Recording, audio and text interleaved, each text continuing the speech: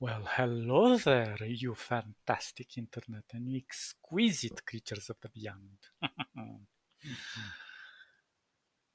Social awkwardness, hmm, when it comes to art and being an artist.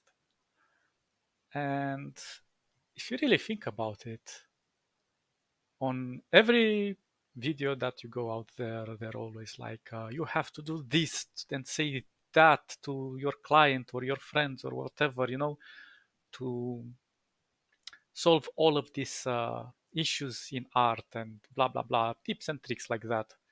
And those are nice, but nobody really explains to you how you should engage a human being, especially like if you're more recluse or if you don't have much experience with talking to strangers in general. It's gonna be very very scary and very challenging for you to even approach the conversation. You'll always stop yourself before you do that because you put a lot of pressure thinking that it is expected a lot from you. And we'll get into that in a moment. Um, but basically, what I'm trying to convey to you is that this is sort of like social engineering. You have to re engineer the way you think and the way you approach people. And it sounds complicated, but it is actually not as difficult as it sounds. Like, for example, when I was a cop, I was afraid to talk to girls. I think I've talked about this in my past videos. But the point is that sometimes you just have that way of growing up and just don't know how to engage with the other sex or in general with other people. And it might seem like an impossible fit, but it's not. Basically, you just have to project yourself onto those people. Those people also have feelings, also have thoughts, and most of the time they're not as different as your own. Sure, they might put their ideas in different wording, but more or less they think like you. They are as human as you. So if they're human, there's nothing to be afraid.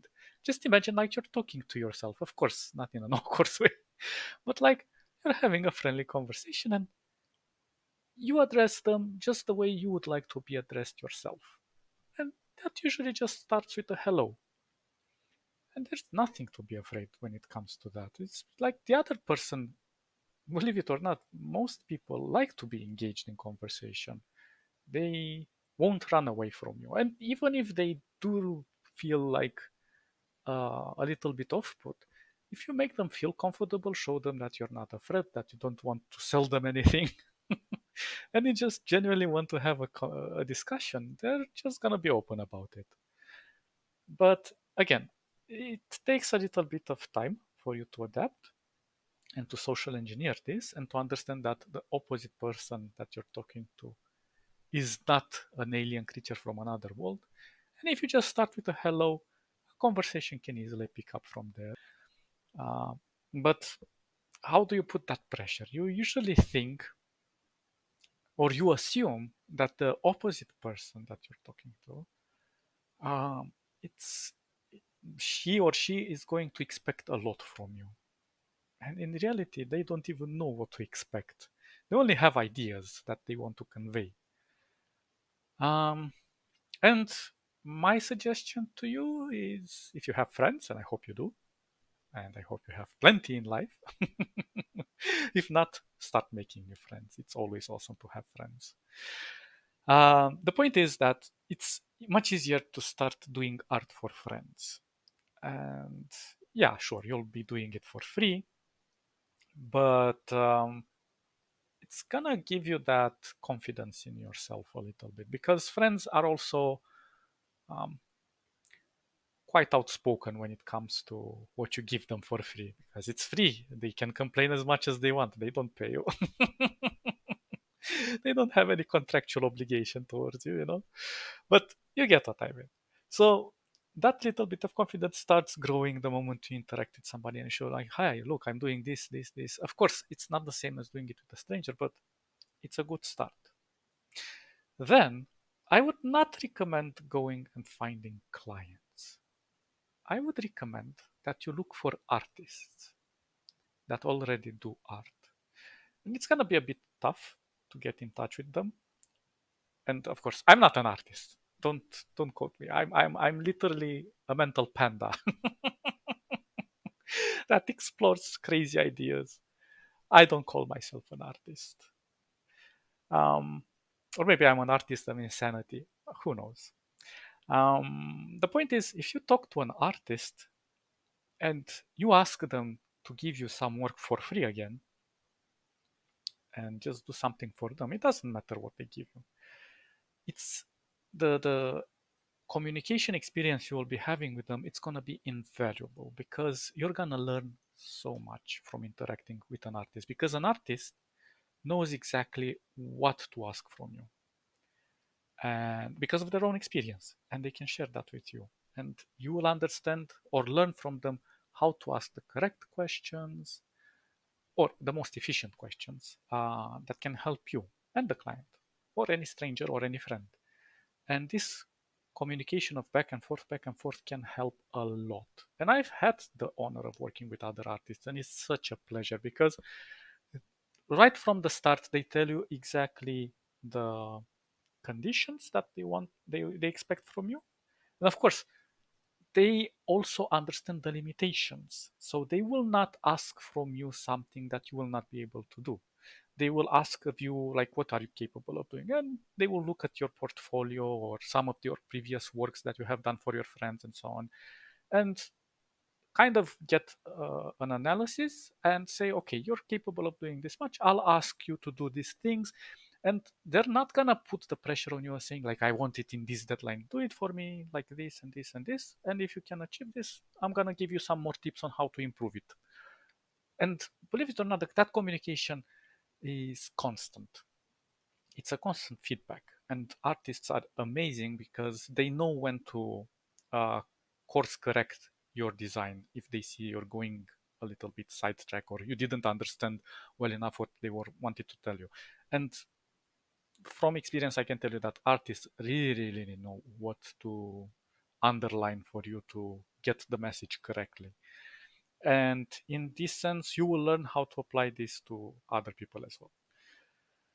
Um, but how do you start a normal conversation? Well, with a stranger, I mean. How do you go and buy bread at the store? Well, very easily. You just go in there, say, hello, I want some bread. The same happens here. You talk to a person, a stranger, and you say, like, oh, look, I'm doing this kind of art and blah, blah, blah, not expecting anything. And somebody out of a random conversation might say, oh, I actually am looking for a project, for somebody to do a project for me. Would you be interested? And I say, yeah, sure. But the point is, like, you're presenting yourself out there. You can just post on Discord, on art channels, some of your sample arts, for example. And sometimes people just come to you and say, I really like your art. I really like your style. I would like to work with you. And you can say, yeah, sure. And it's just like somebody comes to you and asking you to asking you to buy some bread from me, you know. But in this case, it's art. But you can also reverse like the situation. You can see somebody who's looking in general, like randomly asking people if they know somebody who can do art for them, and you go to them and like say, yeah, I have some bread that I can sell you for the right amount of cash. And from there, you just start interacting with them. The point is to ask for you to ask the questions towards them because they will usually come to you and say, look, I want, I don't know, that thing that I did with the helicopter. I want a helicopter. Well, sure, a helicopter is nice, but give me some references so I have an idea of what I'm building. And they'll give you a reference of the type of helicopter they have in their mind. And then you look at the helicopter and you have your next question should be like, mm, how should this helicopter be presented in the art piece? And they'll say, well, it should be flying overhead. And you look maybe at the reference and you realize like it's um, an image of a helicopter from the side view that's landed on the ground. So it's not a very good pose. But the point is, you at least have the model now. So you say, okay, well, I'll need to get a different angle. And you have to explain to the person, hey, look, this is a 2D object that we're looking here. It's a 2D picture. It's not a three-dimensional picture for me to imagine how it will look underneath. Of course, I'm not saying this for you to find excuses, but to explain to the client or to the friend or whoever that you're basically educating them and understanding how these things are created, because you're giving birth to 3D art on a two-dimensional canvas. So if you make them understand that, hey, I cannot rotate this picture to see what's on the other side, you can't do it either. But I will look for the best angle that fits your description and I will try to apply it. Is that all right with you? Yes, perfect.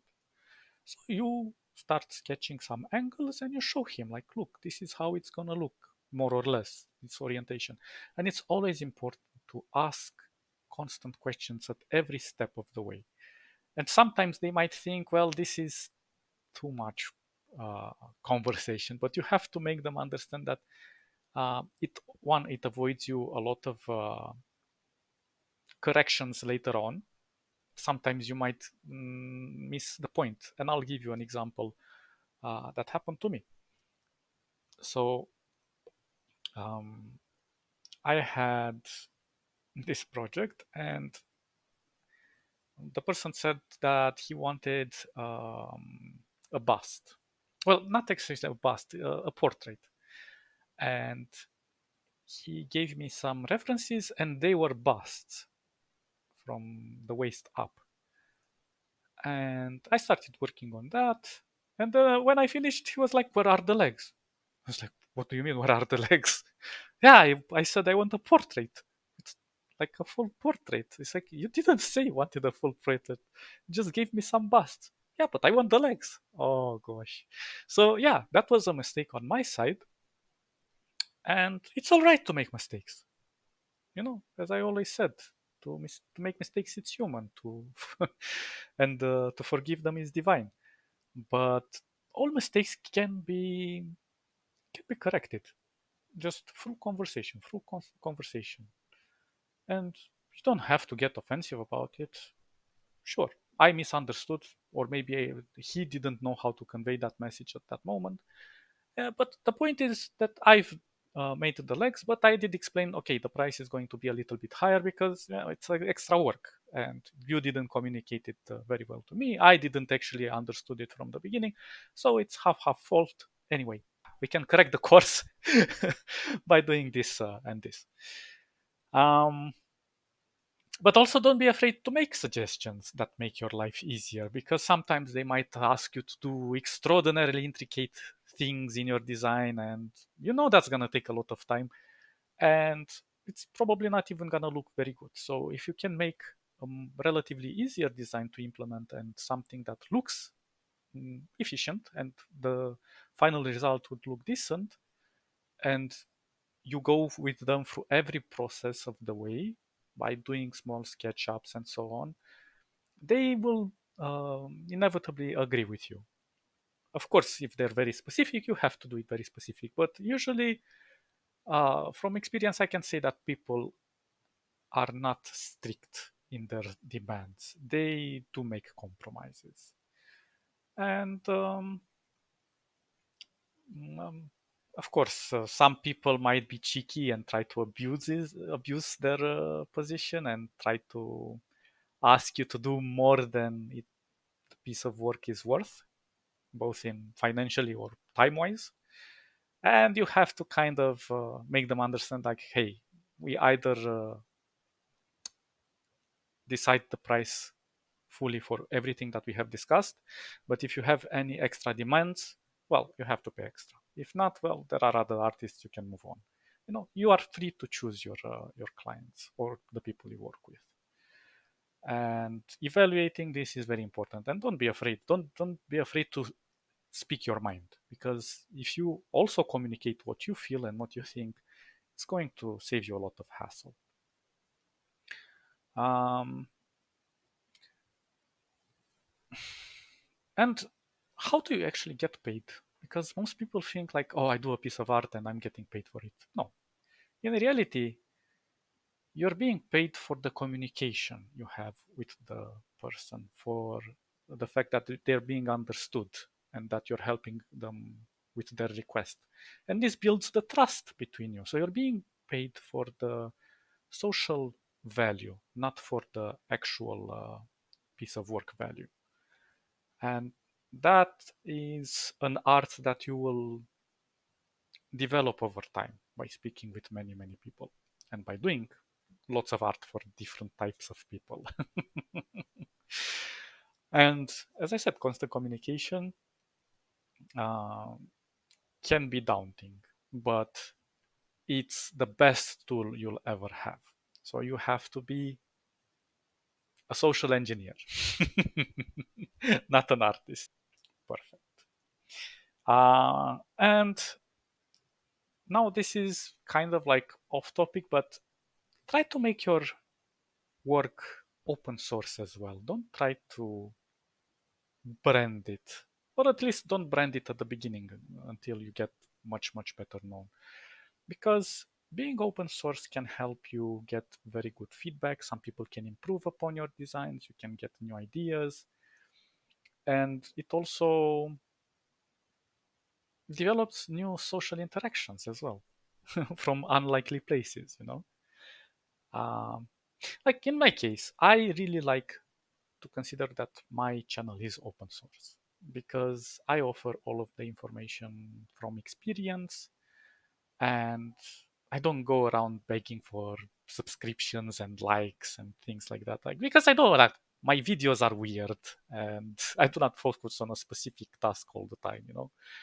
And I experiment a lot, and I have a superb amount of freedom to do what I want without the fear of losing the audience, for example. Plus, I do not follow a script. I'm just genuinely discussing things the way they come into my brain, you know? It's like an open conversation with me most of the time. And to beg for likes and subscription is like I would literally insult you because I think you are capable enough to decide who you want to spend your time with online, you know? Um, and people who usually watch my videos, they commit themselves to it because it's like mm, something they specifically like about what I do or how I talk. Um, you can even put my videos on the background and play as like a radio, in which case it's like welcome to Radio Panda, where all your funny dreams come reality. So yeah, overcoming social awkwardness is not impossible.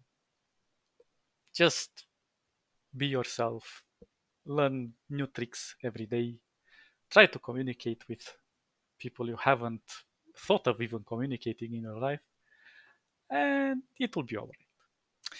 You guys stay awesome. I'll catch you in the next episode. Bye bye bye bye.